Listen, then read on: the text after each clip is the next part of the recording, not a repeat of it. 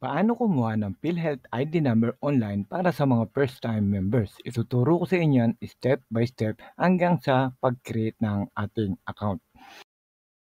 Kailangan natin ng PhilHealth dahil ito ang National Health Insurance ng Pilipinas na tumutulong sa pagbabayad ng gastusin sa ospital at sa iba pang mga serbisyong pangkalusugan. Option number 1, ang online registration via PhilHealth Member Portal o sa website. Mula sa inyong browser, i-type ang PhilHealth at piliin ang online services. I-click lang natin ang register o login. So, i-click naman natin ang PhilHealth Member Registration.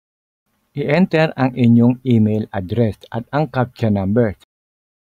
Buksan ang inyong email at i-open ang message na galing sa PhilHealth. I-open ang inyong email at buksan ang message na galing sa PhilHealth. So, i-click natin yung nasa ilalim na yan, yung kulay green o kulay blue, yung click here. Dito makikita nyo na ang PhilHealth Membership Registration. Fill out nyo lang lahat ng details. Pagkatapos ng personal information, kailangan pag-fill out din kayo ng personal details, contact details, preferred consultation o preferred consulta provider, bago yan dependent details at i-upload ang mga documents. I-upload documents, halimbawa under sa birth certificate, yan yung nasa kaliwa, i-click nyo lang and choose and then upload. Sa other naman, yung nasa kanan, hanggang 3 ID ay pwede nyong i-upload. Pagkatapos masubmit ang kumpletong details, ibibigay na sa inyo ang inyong PIN o ang PhilHealth Identification Number. Kapag nakuha nyo na ang inyong PIN, kailangan natin yan sa ating susunod na gagawin. Balik tayo sa main menu at piliin naman natin ngayon ang Create Account. Yang nasa arrow, nasa ibabaw.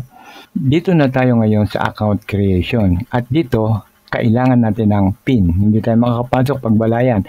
Susunod naman ang login information. May mga kondisyon sa paggawa ng password. So, dapat minimum of 8 characters o 8 letters.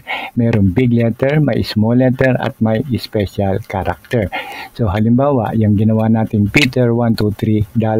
Meron tayong capital letter, meron tayong small letter, meron tayong number, at meron din tayong character kamukha ng dollar. Dito, enter nyo lang ang email address at i-type ang number na 129783 sa box sa baba at i-click ang proceed.